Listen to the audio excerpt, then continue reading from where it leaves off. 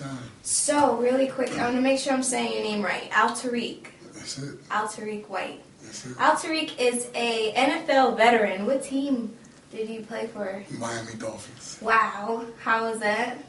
Well, since it was so long ago, but I wouldn't say I was an NFL veteran, but I did have some experience and some fun. Some fun. Playing Okay. in the NFL. It was back in 94, 95. It was a pretty long time ago. But from what I can remember, the game has completely changed, but the league is still the same. You still got to run, you still got to block, you still got to tackle. But it's more commercialized now. You know, everybody got big contracts and shoe endorsements and commercials and bubble gums. Back then, bubble gum commercials. Back then, we just lined up and played football. Okay. Yeah. What position did you play? Running back. I was a running back. Currently, I'm still holds every major rushing and scoring record here in the state of New Jersey. Wow, that's awesome. So my first question for you is, what do you love most about football to this day? What I love most about football is the camaraderie that you develop, the friendship. I've been playing football. I'm 40 years old now, so I've been playing football 34 years. I started at age 6, and I've met so many people and traveled the world and been to places that I would never have dreamed of going because of football. But I enjoy running. You know, I was pretty good at it. I enjoy scoring touchdowns and the attention that you get. The attention. And all the pretty ladies, they like the running back. No, but I enjoy football because of it taught me character. It taught me how to be a team player. It took away the individualization of a person and put them in the realm of a team. Okay. And that's what football did for me. It made me think of others instead of myself. Very nice. So what is your proudest moment in your career? Actually, the proudest moment of my career is graduating college. Okay. And I use football to do that. I mean, if it wasn't for football, I probably wouldn't went to college.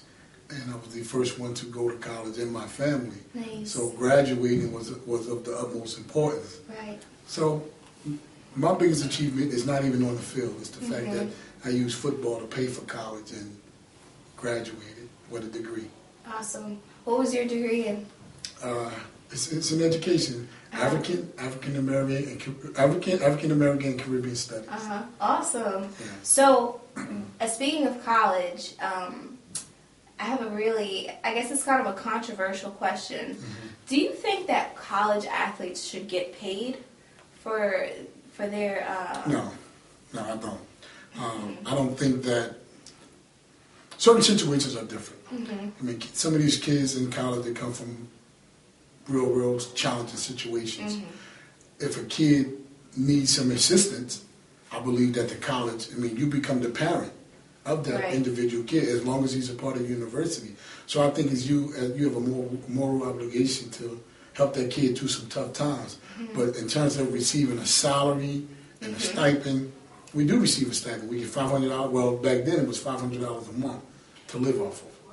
Okay. I mean, now, with the cost of inflation, maybe they should raise that. But I don't think that they should be considered as paid employees of the university. No. What about the star of the team who's Not even the star. bringing in money and well, remember, without the team, there can be no star. Well said. So why did you stop football? Why did you? Well, an injury, prevented. I had a shoulder injury that hampered my career. I could have went back, but once you get hurt, I lost the drive to compete. And I just wanted to come back home and coach and teach and start developing young men. So I've been doing that for the past 16 years. So awesome. I enjoy that more than playing football.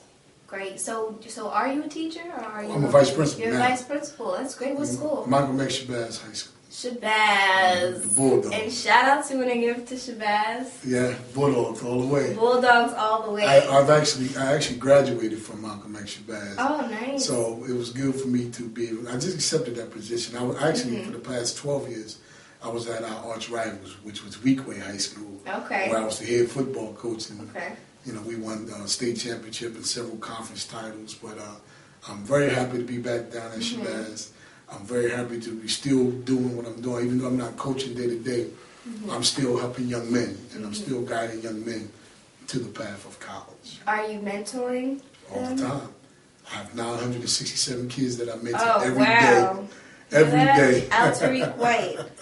So, okay, what advice, what's your best piece of advice you can give to your students about education and also about athletics? You know what I say? For the kids that play football, when we win a state championship, I'll tell people, I tell my guys, don't let the state championship be your ceiling. Make it your floor, because you can always rise above that. Don't make a high school accomplishment your greatest asset, because you still have 40, 50 years of life to live, and you want to be able to accomplish a whole bunch of things. You want to be able to give back. So when you go off to college, and I want you to be able to come back and help the kids that's coming behind you, because that's the only way we're going to ever get this whole thing turned around. I mean, a lot of our kids come from challenging situations, and the only way they're going to be able to rise above that is the people who do get out, come back, and they share those experiences with those young people. Do you have a protege? Do you have someone that you, I mean, I know you probably hold all your students really close to your heart. Well, I do. I have several. Okay. I have several. I've recently lost one. He kind of went the wrong way. He joined the gang and ended up getting himself murdered. But that kid, I have another kid now that I'm training now, who's getting ready for the NFL draft. Okay. And I've had this kid since he was 13 years old, 12 years old, and I've mentored him, and I've coached him, and I've trained him, and it's amazing to see how he was then to how he is now, a senior at Temple University. He's graduating. He's one of the top football players in the country. He's one of the top students. So he's doing a wonderful job, and it makes me feel proud to know that I was a part of this young man's life. Who's the young man? His name is Amara Kamara. Amara Kamara. Let's say it into the camera. Amara Kamara. Amara Kamara. Somebody got to draft this guy. Come on now. So what number is he in?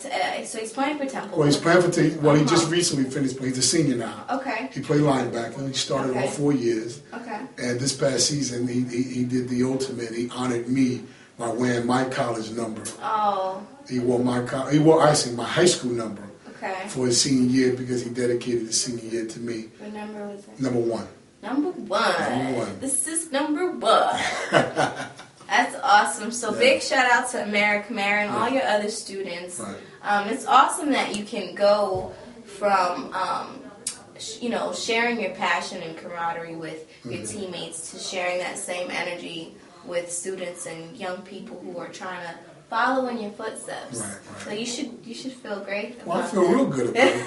I feel real good about it. And it's happy to know that and it's not just a matter. I have a number of kids all over the country in schools, and I have a Western Union bill to prove that.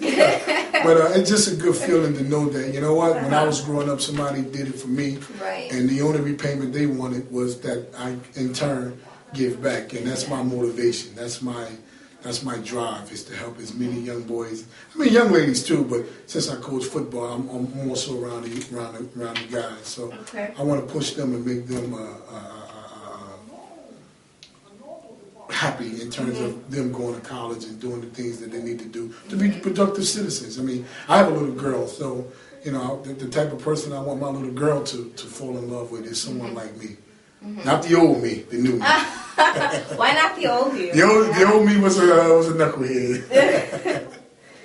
How do you feel about athletes who, they're the star of their high school team, they're the star of their college team, be it basketball or football or whatever sport it is they play, and they immediately want to go pro their freshman year? Well, I'm glad to know that the NFL, you can't do that in the NFL, because kids need time to grow, mature-wise, body-wise. A kid might be a senior in high school, 6'5", 6'6", 200-something pounds, but his mind is still 17. His development is still 18. He's not able to handle the rigors of a pro schedule, the demands, the being on time for meetings, the commitment that comes with that. Right. So I'm hoping that all colleges and universities I mean, baseball, they even take them even younger. So I'm hoping that they put a cap, at least graduate high school 2 years before they be able to get drafted into some type of pro team. Sophomore, just around the time you're around 19, 20, you're a little more mature. Right. It's not the athletic skills, it's the maturity factor right. that I question when you take a kid fresh out of high school and give him tons of money and gives him tons of accolades, and he hasn't even done anything yet. Well said, Mr. Altarik White.